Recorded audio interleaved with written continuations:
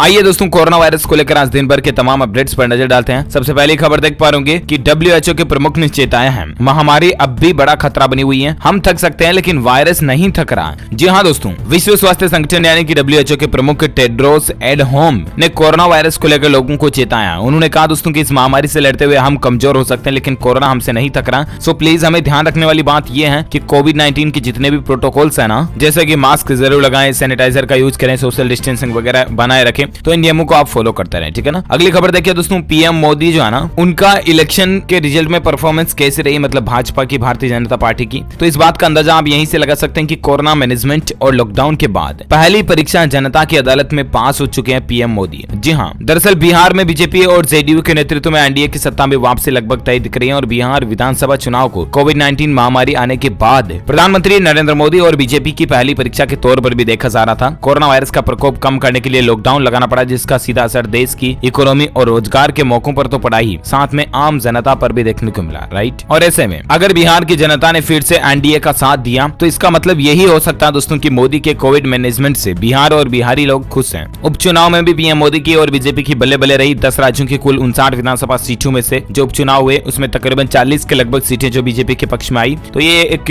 Bharatiya Janata party के लिए, PM Narendra Modi के लिए राहत की बात है। अगली खबर देखिए दोस्तों, भारत में आज के ताजा आंकड़ों की बात करें तो पिछले 24 घंटों के दौरान कोविड-19 के 44,281 नए मामले देखे गए, ठीक है ना। 512 लोगों की कुल जान गई 24 घंटों में और उसके बाद कुल संक्रमित केस की संख्या 86 लाख के पार पहुंच चुकी है। एग्जैक्ट डेटा आप देख सकते हैं, 86,36,000 कुल संक्रमित केस हो चुके हैं, जिनमें से सबसे अच्छी बात है दोस्तों की एक्टिव केस की संख्या सबसे पहले आज ही 5 लाख से अंदर आ चुकी है। 4,94,000 ही एक्टिव केस बचे हैं, यानी कि सक्रिय हैं, जिनका इलाज चल रहा है, जबकि 80,13,000 से भी ज्यादा लोग ठीक हो चुके हैं। इस वायरस के कारण भारत में मरने वालों की कुल संख्या का आंकड़ा 1,27,571 पहुंच चुका है। तो ये तरह भारत का आज का ताजा कोविड-19 का आंकड़ा डेटा, राइट। और आइए अब नजर डालते हैं दोस्तों दुनिया को लेकर क्या कुछ खबरें चल रही है। तो अपडेट देखिए, अमेरिका में कोरोना की नई लहर से हाहाकार सा मच गया। पिछले 24 घंटों के दौरान 2 लाख नए केस सामने देखने को मिले। जी हाँ, अमेरिका देश जो है ना दोस्तों, उसने कोरोना के सभी रिकॉर्ड तोड़ दिए हैं। 24 घंटों के अंदर 2 लाख से भी ज्यादा नए संक्रमित मामले देखे गए। अब जरा अंदाजा लगा सकते हैं आपकी अमेरिका में फिर से कोरोना की लहर जो कितनी भयानक हो चुकी है। दुनिया में कोरोना वायरस के सबसे ज्यादा मामले अमेरिका में ही सामने आए हैं और एक्टिव केस के मामले में भी अमेरिका पहले नंबर पर है। अब एक बार फिर से कोरोना के जो आंकड़े सामने आए हैं ना, वो डराने वाले हैं। यूएस में पिछले 24 घंटों में कोरोना वायरस के 2 लाख से भी ज्यादा नए मामले सामने देखने को मिले हैं। जॉन्स हॉपकिंस यूनिवर्सिटी ने ये आंकड़े जारी किए हैं। यूनिवर्सिटी शुरुआत से ही देश में कोरोना के मामलों पर नजर बनाए हुए हैं। मतलब अमेरिका में जो 2 लाख का आंकड़ा है ना, ये पिछले 24 घंटों के अंदर आने वाले आंकड़ों में सबसे ज्यादा है। अमेरिका में अब तक कुल संक्रमित केस की संख्या 1,02,38,000 से भी ज्यादा हो चुकी है। तो ये कुछ मसला चल रहा है। और इसी बीच अगली खबर दोस्तों, राजधानी दिल्ली में भी कोरोना ने अब तक के सबसे ज्यादा रिकॉर्ड तोड़ दिए। पिछले 24 घंटों के दौरान 7,830 नए मामले देखने को मिले हैं। जहां दिल्ली में कोरोना का कहर थमने का नाम नहीं ले रहा है। एक बार फिर से कोरोना संक्रमण के नए मामले यहां रिकॉर्ड बना रहे हैं। पिछले 24 घंटों के दौरान 7,830 नए मामले आए, जो कि एक दिन में सबसे ज्यादा भी है। चलिए साथ ही अगली खबर दोस्तों की, कोरोना के इलाज के दौरान डरी हुई थी तमन्ना, सता रहा था मौत का डर। जी हाँ, कोरोना वायरस ने बॉलीवुड के कई कलाकारों को अपना शिकार बनाया है। अमिताभ से कनिका कपूर तक सभी ने इस खतरनाक वायरस पर जीत भी हासिल की है। अब दोस्तों एक्ट्रेस तमन्ना भाटिया का नाम भी इस लिस्ट में शामिल हो चुका है। जी हाँ, अक्टूबर के महीने में तमन्ना भाटिया कोरोना पॉजिटिव पाई गई थी। एक्ट्रेस ने खुद को एक अस्पताल में एडमिट करवा लिया था। डॉक्टर की देखरेख में उनका सब कुछ इलाज चला और अब वो स्वस्थ भी हो गई है, भगवान की कृपा से, अच्छी बात है। लेकिन कोरोना से जंग जीतने के बाद तमन्ना ने सभी के साथ अपना एक्सपीरियंस शेयर किया और एक न्यूज पोर्टल को इंटरव्यू में तमन्ना ने बताया दोस्तों की उन्हें इस वायरस की वजह से लगातार मरने का डर सता रहा था। वो कहती है कि जब मेरा इलाज चल रहा था मैं काफी डर गई थी, मुझे लगातार मौत का खौफ रहा था। मेरे में कोरोना के गंभीर लक्षण थे, कई लोगों की इस वजह से जान भी जा चुकी है, लेकिन डॉक्टरों ने मुझे बचा लिया। मैं अपने माता पिता का भी शुक्रिया अदा करना चाहती हूँ। अब ऐसे में दोस्तों यहाँ पर जो हमें ध्यान देने वाली बात यह है ना कि एक सोचिए आप, तमन्ना भाटिया कितनी बड़ी एक्ट्रेस है, आपने जरूर इनका नाम सुना होगा, इनकी मूवीज वगैरह भी देखी होगी, राइट। इतनी बड़ी पर्सनैलिटी होने के बावजूद इनके दिल में वो कॉन्फिडेंस नहीं है कि हाँ मैं कोरोना से उबर जाऊंगी, वो श्योरिटी नहीं है, वो खुशी नहीं थी कि कोरोना हो गया अपने को, कोई दिक्कत नहीं, हम ठीक होंगे। इनको भी डर था, एक मानव जाति की प्रवृत्ति के मुताबिक इनको भी डर था कि कहीं मैं मर न जाऊं, राइट। ऐसे में मेरा आपसे कहने का मतलब ये है दोस्तों कि अगर आप भी एक कोरोना पेशेंट हो या आपके परिवार में, फैमिली वालों में कोई कोरोना पेशेंट है, तो प्लीज आप उनसे यही चीज कहिए कि आप डरे नहीं,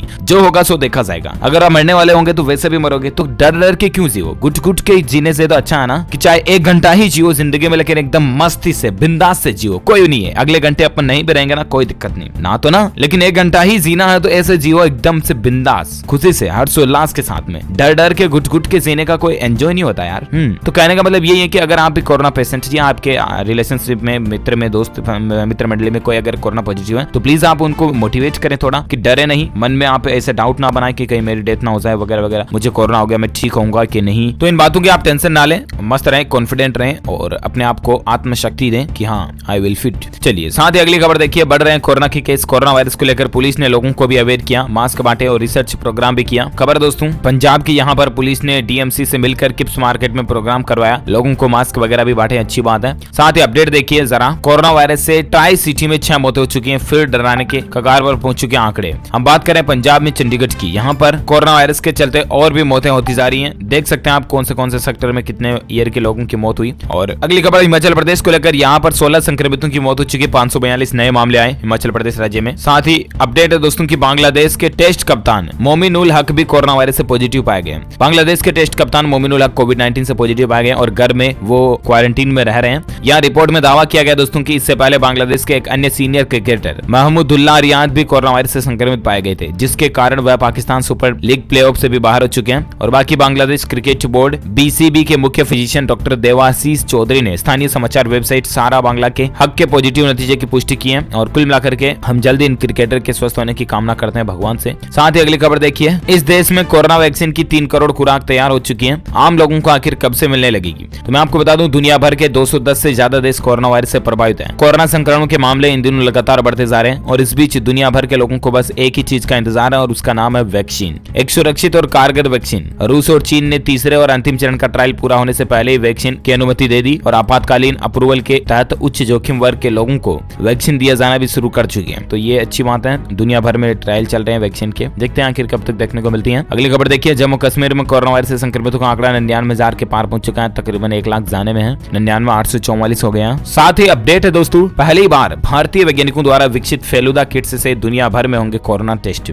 जहां कोरोना वायरस की जांच के लिए भारतीय वैज्ञानिकों द्वारा विकसित फेलुदा जांच किट को अब दुनिया भर में उपलब्ध कराने पर काम शुरू हो चुका है। पहली बार भारत में खोजी और निर्मित कोविड-19 जांच किट का दुनिया भर के देशों में इस्तेमाल किया जाएगा। इसके लिए हर महीने 10 लाख किट्स की क्षमता के साथ उत्पादन का कार्य भी शुरू हो चुका है। दिसंबर में यह बाजार में आ जाएगा। और टाटा समूह के स्वास्थ्य सेवा company Tata medical and diagnostics limited के सीईओ ग्रीस कृष्णमूर्ति ने बताया दोस्तों की टाटा एमडी फेलुदा किट को बनाने का कार्य कर रही है। इसे टाटा एमडी चेक नाम दिया गया है। क्रिस्पर Cas9 प्रौद्योगिकी का उपयोग करते हुए CSIR और नई दिल्ली स्थित IGIB के वैज्ञानिकों ने इसकी खोज की थी। ये दुनिया का पहला क्रिस्पर Cas9 पर आधारित नैदानिक उपकरण है जिसे विश्व स्तर पर लॉन्च किया जा रहा। तो ये कुछ मसला चल रहा। और साथ ही अगली खबर देखिए जरा, कोरोना को लेकर दुनिया भर में अपडेट है दोस्तों। अमेरिका में लगातार 7वें दिन 1 लाख से ज्यादा केस और पिछले 24 घंटों के दौरान तो 2 लाख केस आए, मैंने आपको बताया भी था। यूरोप में अब तक 3 लाख लोगों की संक्रमण से मौत हो चुकी है। दरअसल जॉन हॉपकिंस यूनिवर्सिटी के मुताबिक दोस्तों अमेरिका में लगातार 7वें दिन 1 लाख से ज्यादा संक्रमित मामले आ रहे हैं और देश में 1 करोड़ से ज्यादा का आंकड़ा पहले ही पार हो चुका है। और ऐसे में दोस्तों अमेरिका में पिछले साल नवंबर में पहला मामला सामने आया था और इसके बाद से हालात कभी सुधरे ही नहीं। 1 साल हो चुका नवंबर से नवंबर वापस, लेकिन हालात और भी ज्यादा बदतर होते जा रहे हैं। चलिए साथ ही अगला अपडेट देख सकते हैं कि राहत भरी खबर है दोस्तों, देश में 106 दिन बाद 5 लाख से नीचे कोरोना के एक्टिव केस पहुंच चुके। मैंने आपको बताया था ना कि पहली बार 5 लाख से नीचे एक्टिव केस पहुंचे हैं इतने दिनों, काफी दिनों के बाद 106 दिन बाद। देखिए जरा, तो ये भारत के लिए बड़ी ही अच्छी बात है। और साथ ही अगली खबर देखिए, कोरोना को लेकर दुनिया में कॉलिंस डिक्शनरी ने लॉकडाउन को वर्ड ऑफ 2020 चुन लिया। ब्राजील ने चीनी वैक्सीन का ट्रायल भी रोक दिया। तो ये कुछ कोरोना को लेकर आंकड़े चल रहे दोस्तों। कोरोना वायरस की रोकथाम के लिए दुनिया भर में लागू किए गए लॉकडाउन को कॉलिंस डिक्शनरी ने वर्ड ऑफ द ईयर 2020 घोषित कर दिया।